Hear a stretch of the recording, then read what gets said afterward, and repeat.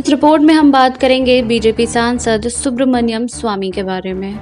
आइए जानते हैं सुब्रमण्यम स्वामी के बारे में 10 दिलचस्प बातें। स्वामी के पिता सीताराम सुब्रमण्यम जाने माने गणितज्ञ थे। वे एक समय में केंद्रीय सांख्यिकी इंस्टीट्यूट के डायरेक्टर थे। पिता की तरह ही स्वामी भी गणितज्ञ बनना चाहते थे। उन्होंने हिंदू कॉलेज से गणित में स्नातक की डिग्री ली।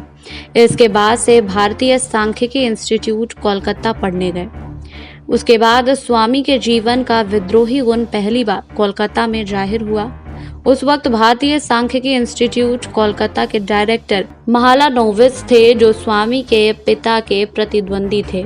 लिहाजा उन्होंने स्वामी को खराब ग्रेड देना शुरू किया। स्वामी ने 1963 में एक शोध पत्र लिखकर बताया कि महालानोबिस की सांख्यिकी गणना का तरीका मौलिक नहीं है, बल्कि यह पुराने तरीके पर ही आधारित है। स्वामी ने महज 24 साल में हार्वर्ड विश्वविद्यालय से पीएचडी की डिग्री हासिल कर ली। 27 साल में वे हार्वर्ड में गणित पढ़ाने लगे थे। 1968 में अमर्त्य सेन ने स्वामी को दिल्ली स्कूल ऑफ इकोनॉमिक्स में पढ़ने का आमंत्रण दिया। स्वामी दिल्ली आए और 1969 में आईआईटी दिल्ली से जुड़ गए। उन्होंने आईआईटी के सेमिनारों में यह कहना शुरू किया कि भारत को 5 वर्षीय योजनाएं खत्म करनी चाहिए और विदेशी फंड पर निर्भरता हटानी होगी। इसके बिना भी भारत 10% की विकास दर को हासिल कर सकता है। स्वामी तब इतने महत्वपूर्ण हो चुके थे कि उनकी राय पर प्रधानमंत्री इंदिरा गांधी ने प्रतिक्रिया देते हुए कहा था कि यह विचार वास्तविकता से परे है। इंदिरा गांधी की नाराजगी के चलते स्वामी को दिसंबर 1972 में आईआईटी दिल्ली की नौकरी गंवानी पड़ी थी। वे इसके खिलाफ अदालत गए और 1991 में अदालत का फैसला स्वामी के पक्ष में आया। वे एक दिन के लिए आईआईटी गए और इसके बाद अपना इस्तीफा दे दिया। नानाजी देशमुख ने स्वामी को जनसंघ की ओर से राज्यसभा में 1974 में भेजा। आपातकाल के 19 महीने के दौर में सरकार उन्हें गिरफ्तार नहीं कर सकी। इस दौरान उन्होंने अमेरिका से भारत आकर संसद सत्र में हिस्सा भी ले लिया और वहां से फिर गायब भी हो गए। 1977 में जनता पार्टी के संस्थापक सदस्यों में रहे। 1990 के बाद वे जनता पार्टी के अध्यक्ष रहे। 11 अगस्त 2013 को उन्होंने अपनी पार्टी का विलय भारतीय जनता पार्टी में कर दिया। चंद्रशेखर के प्रधानमंत्री मंडल काल में वाणिज्य एवं कानून मंत्री रहते हुए उन्होंने आर्थिक सुधारों की नींव रखी थी। नरसिम्हा राव सरकार के समय विपक्ष में होने के बावजूद स्वामी को कैबिनेट रैंक का दर्जा हासिल था। सोनिया गांधी को मुश्किल में डालने वाले स्वामी ने 1999 में वाजपेयी सरकार को गिराने की कोशिश की थी। इसके लिए उन्होंने सोनिया और जयललिता की अशोक होटल में मुलाकात भी कराई थी। हालांकि ये कोशिश नाकाम हो गई। इसके बाद वे हमेशा गांधी परिवार के खिलाफ ही नजर आए। हालांकि एक समय में स्वामी राजीव गांधी के नजदीकी दोस्तों में भी शामिल थे। बफोर्स कांड के दौरान वे सदन में ये सार्वजनिक तौर पर ये कह चुके थे कि राजीव गांधी ने कोई पैसा नहीं लिया है। एक इंटरव्यू में स्वामी ने दावा किया है कि वे राजीव के साथ घंटों समय व्यतीत किया करते थे और उनके बारे में सब कुछ जानते हैं।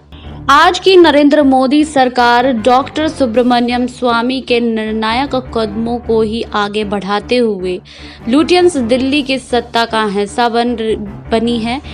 साथ ही बंद हो चुके अखबार नेशनल हेराल्ड में धोखाधड़ी के मामले में सोनिया और राहुल गांधी के निचली अदालत में पेश होने के घंटों पहले ही इस मामले के मुख्य शिकायतकर्ता और गांधी परिवार की ताजा मुश्किलें बढ़ाने वाले सुब्रमण्यम स्वामी को राष्ट्रीय राजधानी के सबसे बेशकीमती इलाके लुटियंस जोन में बंगाल अलाउट किया गया है। वहीं उनका कहना गलत नहीं होगा कि डॉक्टर सुब्रमण्यम स्वामी भी बहुत से विवादों के केंद्र में रहे हैं और सरकारी सूत्रों ने गृह मंत्रालय के ताजा आकलन में हवाले से बताया है कि स्वामी पर बढ़ते खतरे को देखते हुए उन्हें ये बंगला दिया गया है। स्वामी अब तक एक निजी घर में रहते थे जिसमें जेड श्रेणी की सुरक्षा वाले राजनीतिक की सुरक्षा में तैनात पुलिसकर्मियों को ठहरने लायक जगह नहीं थी।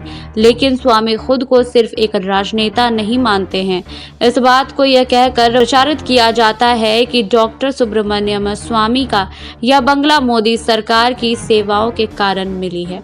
वहीं यह तो सभी जानते हैं कि वे खुद को कांग्रेस की वंशवादी राजनीति को खत्म करने वाले और प्रणालीगत सत्यनिष्ठा और न्याय के लिए लड़ने वाला योद्धा कहलाना पसंद करते हैं। इसलिए सवाल ये पैदा होता है कि स्वामी भारतीय जनता पार्टी की राजनीति में कहां फिट बैठते हैं। अभी तक डॉक्टर स्वामी का भारतीय जनता पार्टी के साथ रिश्ता उतार चढ़ाव वाला है। भाजपा के पहले प्रधानमंत्री अटल बिहारी वाजपेयी स्वामी को तनिक भी पसंद नहीं करते थे और उन्होंने अपनी नापसंदगी को कभी नहीं छुपाया। स्वामी ने 1998 में जयललिता की AIDMK के सहयोग वाले NDA गठबंधन की सरकार को खतरे में ही डाल दिया था। जयललिता इस गठबंधन की बेहद अहम सहयोगी थी और उनकी जिद थी कि सुब्रमण्यम स्वामी को वित्त मंत्री बनाया जाए। तब जयललिता ने डॉक्टर स्वामी के लिए केंद्र में गठबंधन छोड़ने की धमकी दी। तब वाजपेयी ने भविष्य की मुश्किलों को भली भांति भांप गए थे। हालांकि स्वामी हार्वर्ड विश्वविद्यालय के ख्यात अर्थशास्त्री रहे हैं, लेकिन वाजपेयी राजनीतिक परिणामों की चिंता किए बिना नए ढांचागत सुधारों को लागू करने के एजेंडे में उनके फिट होने को लेकर पूरी तरह आश्वस्त थे। वहीं स्वामी की अर्थव्यवस्था पर उनके सामाजिक विचारों का रंग चढ़ा था।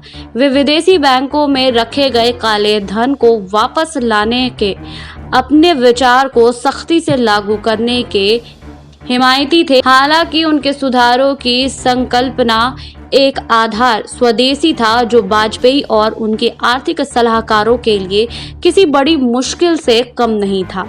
इसलिए स्वामी को वित्त मंत्री का पद नहीं मिला, लेकिन तब उन्होंने वाजपेयी के लिए मुश्किलें खड़ी कर दी थी। उस समय डॉक्टर स्वामी को जयललिता और उस वक्त राजनीतिक शुरुआत करने वाली सोनिया गांधी में ऐसे दो भरोसेमंद सहयोगी दिखे जो वाजपेयी की सरकार गिराकर उनकी योजना को आगे बढ़ाने और लागू करने में अहम भूमिका निभा सकते थे।